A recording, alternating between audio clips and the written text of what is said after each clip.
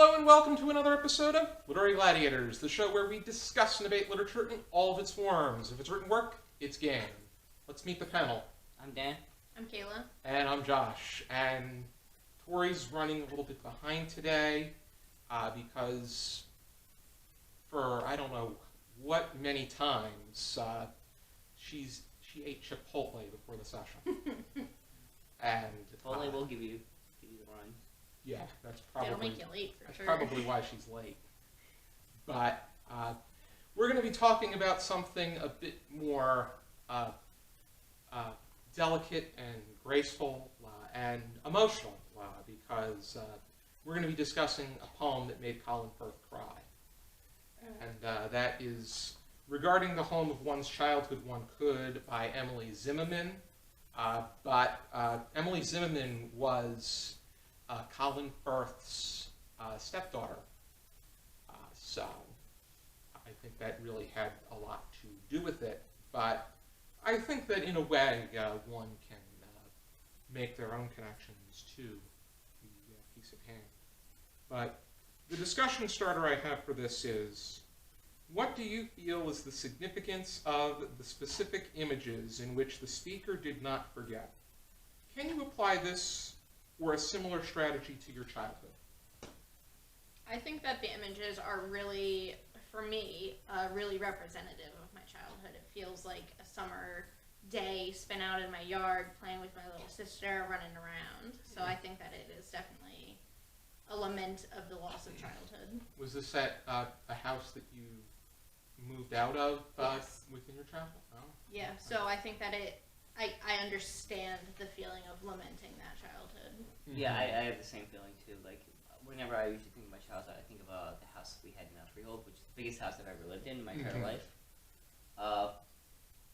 I can't, like, I don't imagine my brother out there because I know my brother was like only 2 when we moved out of that place, so he wasn't really old enough to even walk.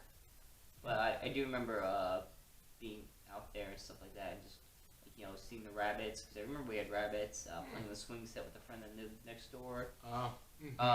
My pine cone collection, which is oddly enough, I had a pine cone collection that I hid behind a bush. Oh, I found pine cones, I thought, like, hey, this looks interesting, add to the collection. Did you examine the collection after you hid them behind the bush, or? Honestly, I have no idea if it's even still there. Okay. I mean, when you would hide them, because the bush, I don't know if it was a prickly bush or where you would. It wasn't a prickly bush. It was kind of like you ever see those bushes that have like those green leaves on them. The things that kind of look like Christmas tree leaves. I don't know if I'm explaining them correctly. Oh, Yeah. Conifer? Huh? Like conifer leaves, the pine needles. No, not pine needles. It's like I know what you're I talking can see the about. plant out there. It's kind of like those leaves on that plant. Okay. It was like a bush like that. The things we had a bunch of those in the backyard. Like I said, this is a big house. The reason why I moved out there is because the thing is, it was cost way too much money for the mortgage. But yeah, I can remember like playing around back there, on the swing set and all that, and with my friend and all that, and it kind of reminiscence of that childhood. I also remember that with the other house I lived in. Although that one isn't that big, so I kind of imagine like things about that a bit smaller. Yeah, I think that's the perfect strategy, is to think about the images from your own childhood, especially because I moved out of my first house right before my 12th birthday, and I remember I had a swing set as well, and it would be that would be my spot that I would go to in order to gather my thoughts. There was also the many layers of decks. There was the pine tree where I would the bark on a pine tree it's very scabby, so you can break one off. And I used to like to toss them into the little fenced-in area, kind of like how you collect your pine cones. I take the bark from a pine cone and I feed it to the little fenced-in area because it looked like a little toll booth. So that was when paying tolls was a bit of a. I thought for some reason the clicking sound of paying a toll was fascinating. But now I hate it. Now it's my money. So it's like, you're taking my money. Yeah, I hate that sound. I mean, in general, it's somebody else. It's whomever's money. Yeah, but Why does it need to pass? Yeah, that's the whole new thing. But I think as far as this poem is concerned, it's very intriguing that she uses these fading images regarding the whole, and the way that she has the words arranged. It's like a fading, falling. a falling, Yeah. yeah, the plum tree, and how we go from that to the plums, and from the starry hedges to just examining every image and then watching it fade, and then the way that it ends, not with a statement, but with just even the branches, in the even the eyes of birds glittering in the branches, even the branches, the birds fade from light, and then the branches are just that. I mean, depending on how you're viewing it, on one hand you can view the branches as a solid image, as a generic branch, but you can also view it as the branches that you grew up examining. Right.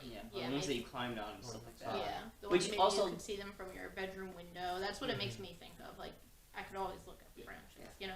Like the thing is when she mentions like they fade, things like, and that's true. A lot of childhood memories fade, and you have like very small reminiscence of what they used to be, very subtle. Because the thing is, as we go on, we get more memories and more other things, and our memories don't become as good anymore. Sorry if I'm tearing up a little bit. It's just the thing is like it makes me remember my childhood. That's what it's supposed to oh, do. God. Yeah. It comes from the Poems That Make Grown Men Cry collection. And I'm a grown man. And you're Okay. crying. Yeah. I don't want to say crying. That's okay. I No think shame. that the fact that you're responding to the literature is what I hope to accomplish with these discussions and the readings. But an interesting thing that I've noticed from the three of us is that the images, the different memories that we're recalling are outdoors. Yeah. I could only wonder what somebody from growing up in today's generation Yeah. would say, because I don't think there's a lot of. I used to go outside and play quite often, and I think that with time and technology, that has decreased to. I mean, for me, it was with age and things that were indoors, but today's generation, I don't know how often they go outside. I mean, the thing is, I went outside every once in a while, but I don't get me wrong. There's things I did inside too. I used to sometimes watch TV and play video games. I was still a kid. I did that stuff. Yeah, but which times do you remember? The times you were outside or the times you were watching TV? Both.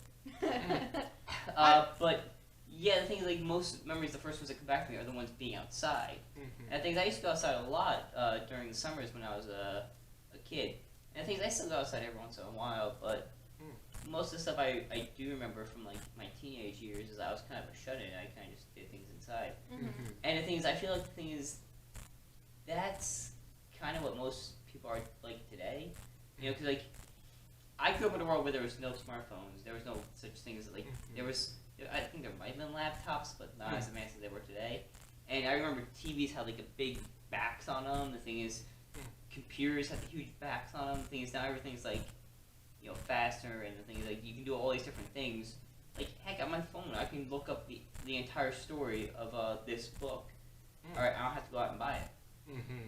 And the thing is, like, it's just that technology has advanced so much that the thing is that society in general is different too, because going outside was far more common. I think people even older than we are could say that they were never inside. They would only go inside for dinner, go to bed, and sometimes if it rained, because even if it rained, someone could argue that they found things to do out there in the rain. my parents won't let me go outside when it rains. That was if it was raining outside, they're like, nope, you can't go outside. I'm like, okay, I guess they stay inside that day. There's some I mean, there's people that are like your parents.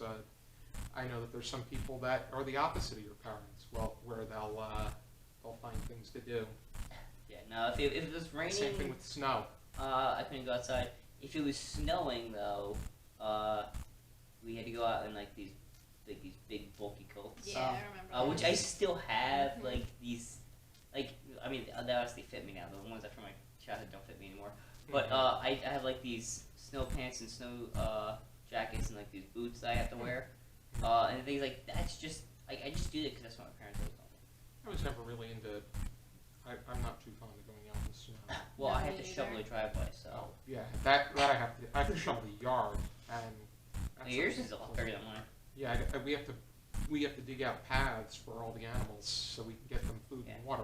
I just have to shovel the walkway, and then I have to shovel the driveway, Thank and then I got to do the parts. That's Sidewalk. one thing. Thank goodness 2019 was a very mild winter. Yeah. Yeah. And thank God for snowblowers. I was just gonna say, and thank God we have snowblowers. Yeah. Yeah. Final thoughts? It'll take you 2 seconds to read. Just read it. Yeah, it'll make you tear up like it did to me. And it's also very reminiscent of childhood. And to clear things up, was it more so the poem itself and the details that made you cry, or the way that it made you think about your own childhood? The second one. The second. Oh. Yeah. Okay. If I was reading about someone else's child, I wouldn't care. Okay. Would you attest to that? Or- Yeah. I would say that it's a much more helpful thing. It's a much more helpful strategy to use the poem and apply your own details. But I mean, as much as I think Zinnemann did a good job doing that, I don't think we only got the glimpses of her Yeah. details. I don't think she really drew us in to feel a sense of mutual emotion. No. Yeah. But if you are interested in checking out this poem, you can find it in the Poems That Make Grown Men Cry collection.